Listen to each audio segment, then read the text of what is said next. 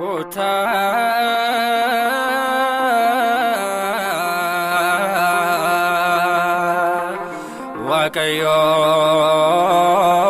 Wakayoti Nigamana Wakayo Wakakinya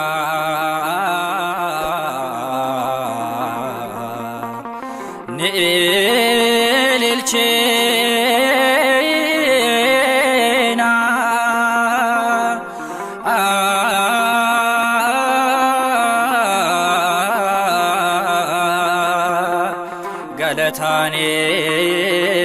Galatanis Fula Sadura Nidihana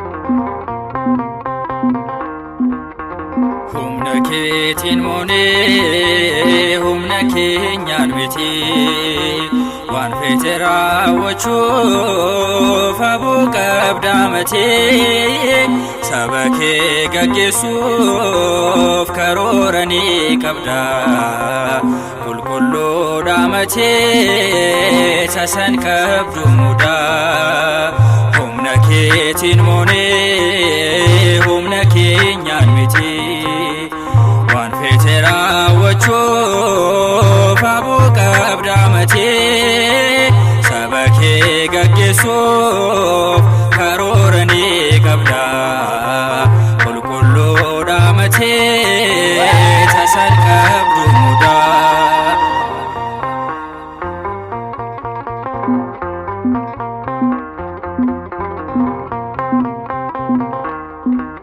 Manasi abdanne deemsaaf gadi baane maqaa kee qabanne galaanicha ceene moo'icha arganne diina keenya irratti dhugaan humna qabdaa yaa Yesuus ati yaa mootii koo ati humna keetiin moonee humna keenyaan miti waan feete raawwachuuf aboo qabdaa matee saba kee gaggeessuuf karoora ni qabdaa qulqulluudha matee tasan qabdu mudaa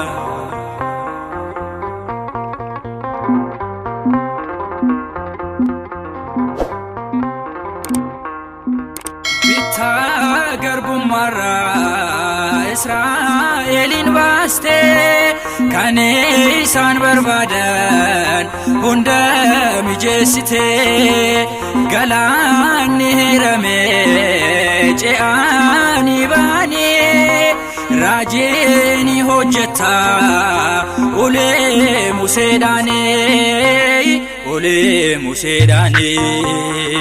humna keetiin moonee humna keenyaan miti waan feete raawwachuuf aboo qabdaa matee saba kee gaggeessuuf karoora ni qabdaa qulqulluudha matee tasan qabdu mudaa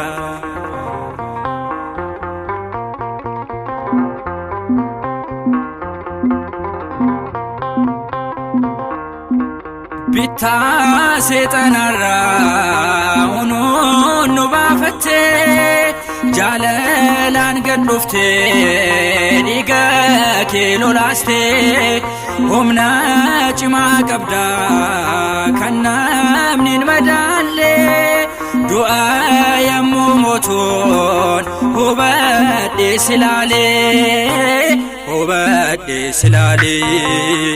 humna keetiin moonee humna keenyaan miti waan feete raawwachuuf aboo qabdaa matee kee gaggeessuuf karoora ni qabda.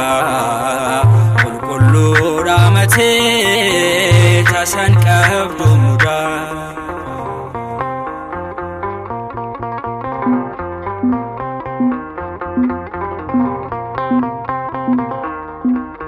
Aboo kee cimaadhaan dinqii ni hojjetta.